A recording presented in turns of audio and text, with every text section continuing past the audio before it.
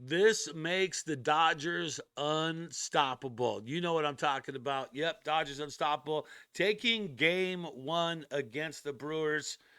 And all right, subscribe, like, turn on notifications. This is Dodgers Digest. Brad J with you. Before I get right into the story, why does this make the Dodgers unstoppable? I mean, come on. Do you need to? Did you just fall off the turnip truck, man? Because three words. Three words why this makes the Dodgers unstoppable. Home field advantage. That's three words, right? Yeah, I think it is. So the Dodgers, by winning on the road, that is one of the most important things you can do. Look what they did against the Phillies. Won both those two games at home. That's what you have to do. That's what the good teams do. If you're a good team and you plan on running it back, like the Dodgers are trying to run it back, then that's what you got to do. So this makes them unstoppable. You got Blake Snell. I mean, Blake Snell, what the heck? What was that guy doing, right? Blake Snell, what are the accomplishments? Let me just run this for you. Just let me just throw this at you.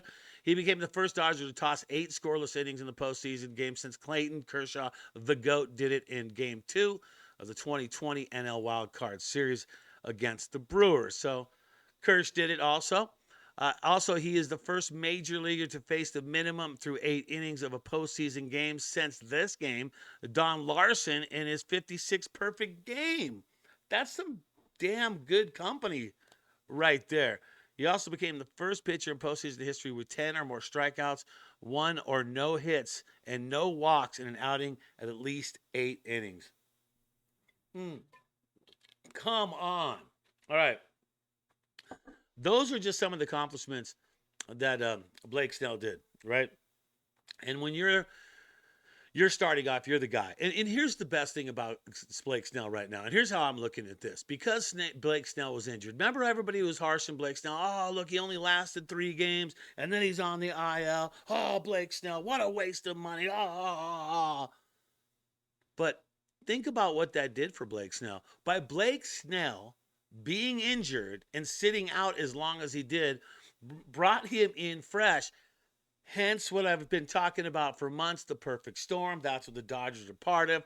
And Blake Snell, by being injured through the meat of the season and then coming back and then pitching and doing what he's done, that's what he needed to do. And he's fresh and he's scary and he is getting it done in a big way. So, major props to Blake Snell holding it down. But would you have brought in Roki at that situation? I mean, I heard Colin Cowherd was saying basically, why would you bring in a rookie in a situation like that with Blake Snell staring him down from the steps of the dugout in a postseason, situation? I mean, when you put it that way, I kind of feel like Colin's kind of right on that one. I did not think that was the best call right there. You kind of want him to be a mystery still, but there you go. So, all right, let's talk about the lack thereof hitting. There's what happened yesterday. There's the box score on the hitting, and here's how I'm going to spin this one. Here's how I'm going to do the Brad J spin doctor thing here. Look at the number. What was it? 7 total hits. So the team has not been producing. Shohei looks like he's completely lost out there. I mean, he's swinging at bad pitches. I mean, he did get.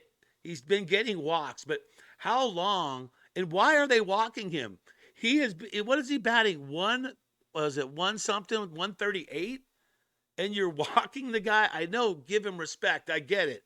But look what that's done to bite teams in the butt with Betts backing it up. So, but here's what I'm saying. Because they only got 7 hits, the Dodgers have not started firing on full cylinders, but they're finding ways to win games. And that's what good teams do. They find ways to win games. And that's what the Dodgers are doing, even with a dismal 7 hits. And don't get me into the tail mistake, the double play. I don't want to hear that, right? Pa has not hitting. All that stuff's going on right now. But just imagine when it does click, it's going to be awesome. And they're still getting the wins. But I disagree with the Roki move on that one. Blake Trinan, I think I would have went with Vesia. I don't care if you're going to match left or right, but I just trust Vesia a little bit more. But you know what? Maybe Trinan, maybe that builds him up too as well. I mean, that was sweating all the way down. My wife was not happy sitting next to me watching that game. All right, so what's the postseason picture? Let's talk about it right there. How about the Mariners? Are you kidding me? winning 2 on the road. Toronto not even showing up what a great home record they've had. Like Toronto's been solid at home, and now the Mariners are 2-0. That series is over. The Mariners are going to have their first World Series appearance. Unfortunately, that will be against the Dodgers, and the Dodgers will win. But hey, they'll at least have made it to the World Series, so they'll be able to hold their head high. But Mariners leading 2-0. That's a skill right there. And so the Dodgers, how are they going to do it? Well, the Dodgers got this game tonight, and then from there they have the next day off, and then 3 in a row at Dodger Stadium. And let me just say right now, as far as the 3 in a row Dodger Stadium, they have not said who's pitching Thursday, Friday, or Saturday. But you can bet your butt, right? You can bet 100% that Kershaw is going to get some playing time. Could Kershaw actually get a start at home? Stranger things have happened, but I feel like it's lining up that way, and I feel like Dave Roberts is going to look for that opportunity to let him start a game at Dodger Stadium. Could I be right? Could I be wrong? Yeah, either or, but I just feel I had that feeling today that he's going to get one of those starts. And it also depends on how the Dodgers do. If the Dodgers win today and they go back and they have Thursday's game, they have Wednesday off, Thursday's game, that's obviously going to be Shohei. Shohei is going to pitch for sure on Thursday. And if the Dodgers win, and let's say the Dodgers are, on the verge of the sweep with 3-0, you can almost guarantee that Kershaw is going to get a start on Friday or Saturday. And people are saying, what, Brad J, a start? No, he's in the bullpen. Kershaw's not going to get a start. Just trust me on this one. If the Dodgers are cruising through this thing, I think Kershaw gets a start. I think if it's you get to Dodger Stadium and things are tied up, or it's one game apiece and you get to Dodger Stadium, or the Dodgers are down a game, or anything like that, I don't think he gets a start. But if the Dodgers continue to win and they take 2 on the road against the Brewers, then you can bet your butt that he's gonna pitch at some point. And maybe it's not just in relief. He's gonna get to start. Because, I mean, come on.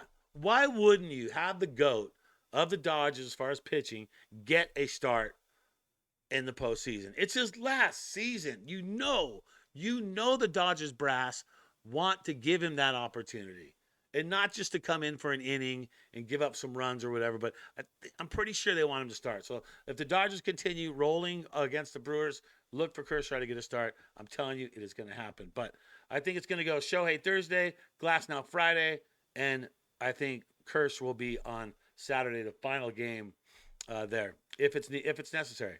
But I think they're going to get him starting at some point right there as well. So talking about the matchup, we talk about the matchup for today, or for you got Yamamoto going against Freddie Peralta, and they got to get to him quick. You see the hits allowed, you see the strikeouts for both of these guys. Yamamoto had a rough outing on the last one, so you kind of look for him to clear things up. How's the bullpen looking for the Dodgers? Well, you just saw Trine and Sasaki. I would think if I'm the Dodgers, I'm going to chill on bringing Sasaki in the 9th inning. If it's a close game, I think I'm messing around with something else. Maybe a Robleski coming in, Dreyer, Vesia being the last guy. You got options, and those guys have not pitched, but I would doubt very seriously that the Dodgers bring in Sasaki for any point into tonight's game. Trinan, maybe he might come out, but I got to feel they're going to work with Vesia, Dreyer, Bandit, Robleski. You got Sheehan. Kasparius is in the mix too as well. So we'll see what they do on that. So Peralta, how do you look at how the Dodgers going to plan to go against him? His regular season, he won both the starts against the Dodgers. He did pitch 11 innings, giving up 4 earned runs, which shows that he can give up some runs. Versus the road, he's got a lower ERA at home. Sure, most pitchers do, and a 3.71 on the road during the regular season. He's a strong pitcher, key part of the Brewers' strategy. That's what Christian Yelich said on that. So look for him to do what he can do. But Shohei needs to get back on track. That is 100%. Teo needs to limit the amount of mistakes, whether it's on offense or defense. Teo, think about it. Remember when you're playing ball, you always got to think about what happens when the ball gets hit in a certain area.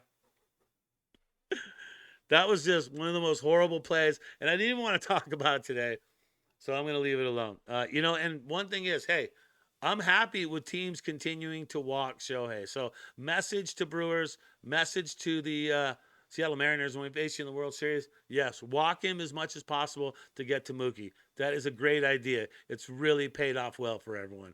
That's going to do it. Dodgers Digest, Brad J with you. You know the deal. Subscribe, like, turn on notifications. And as you go through the day, just think Dodger Blue. And let's get the W tonight. Let's go, Dodgers.